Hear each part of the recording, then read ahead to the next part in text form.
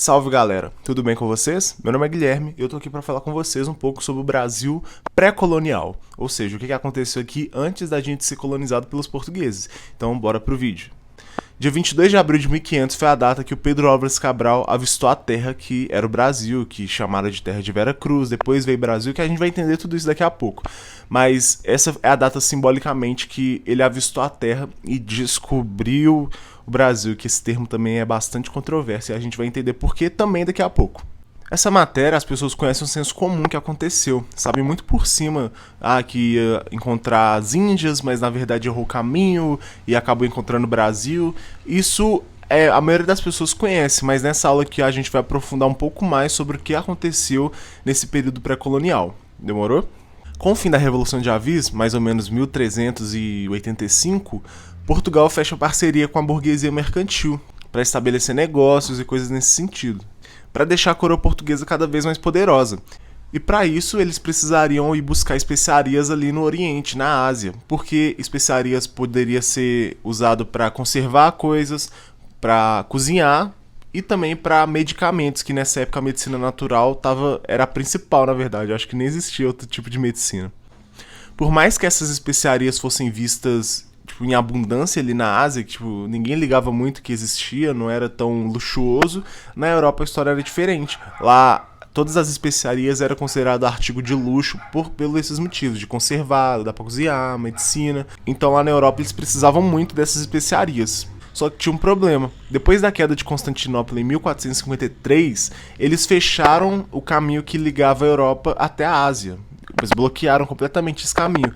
Então a alternativa agora seria fazer esse comércio via fluvial, ou seja, em navegações. E aí então começa a exploração marítima, porque não tinha mais esse caminho terrestre, infelizmente, que dificultou muito a vida, porque uma coisa que era para eles fazerem assim, cortar esse caminho, agora eles tinham que fazer assim para chegar no mesmo objetivo. E o pioneirismo de Portugal também nessa exploração marítima se deu porque, diferente dos outros países da Europa ali, Portugal não estava passando por guerra nenhuma, e isso era muito bom. Outro motivo também era que Portugal tinha uma posição muito privilegiada, favorecendo essa exploração marítima, era tudo muito fácil. Igual eles, só a Inglaterra, que Inglaterra é uma ilha, mas acabou que Portugal foi o pioneiro nessa exploração marítima. Lá em 1497, Vasco da Gama começa essa exploração para as Índias. E ele acaba chegando nas Índias e cria o famoso Caminho das Índias, que é até uma novela aqui no Brasil. E ele consegue chegar nas Índias. Isso ia facilitar muito para os outros navegantes que viessem depois chegassem às Índias também, já que o caminho agora estava completamente feito pelo Vasco da Gama. E é isso que o Pedro Álvares Cabral faz. Ele junta a tropinha dele para ir nessas embarcações, só que ele acaba desviando do caminho e encontrando terra em 22 de abril de 1500, que essa terra, que ele a priori chama ali de terra de Vera Cruz, é um novo mundo, porque é um novo continente. Eles sabiam que não tinha chegado às Índias e era tudo diferente que ele estava imaginando.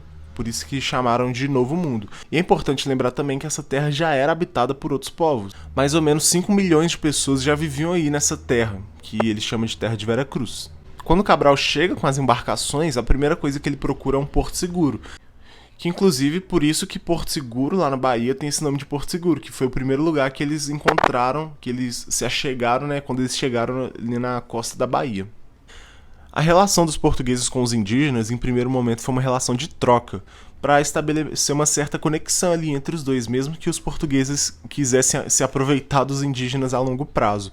E também vale lembrar que essa história é contada pelo ponto de vista dos europeus, então a gente nunca vai saber qual que é o ponto de vista dos indígenas em relação a essa amizade nova, infelizmente. Mas com certeza não foi nem um pouco positiva. Depois que os portugueses conseguiram a confiança dos indígenas, eles começaram a explorar o resto da costa. E inclusive celebraram a primeira missa, que é essa foto aqui. O lance é que o rei de Portugal, nesse momento, Dom Manuel, ele achou legal essa descoberta, só que ele estava bem mais preocupado com as Índias. Ele estava tipo, não, beleza que vocês descobriram um país novo, mas e as Índias? Estou precisando de especiaria. Então, por causa disso, também não teve nenhum investimento para esse novo mundo, para eles conseguirem fazer o que eles estavam tanto querendo. No caso, Pedro Álvares Cabral e a sua companhia limitada. Só que teve uma coisa que chamou muita atenção, que é o pau-brasil. Ah, isso sim, porque o pau-brasil você consegue extrair uma tinta vermelha. E essa tinta vermelha é muito valorizada lá na Europa, porque consegue fazer tecido vermelho, e o tecido vermelho é usado pelos reis. Então o pau-brasil começou a chamar muita atenção dos países da Europa. Inclusive por isso que veio o nome Brasil, por causa do pau-brasil.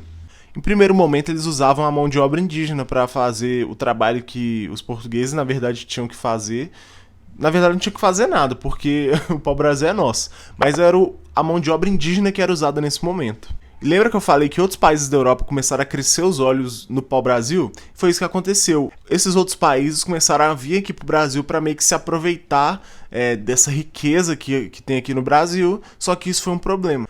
Outros países da Europa começaram a vir aqui pro Brasil para se aproveitar dessa riqueza que a gente tem aqui, só que com isso Portugal não gostou nem um pouco disso e começou a criar uma coisa chamada Expedição Guarda-Costa. Eles começaram a colocar guardas em cada região ali da costa, por isso que vem esse nome Guarda-Costa, que a gente fala hoje em dia.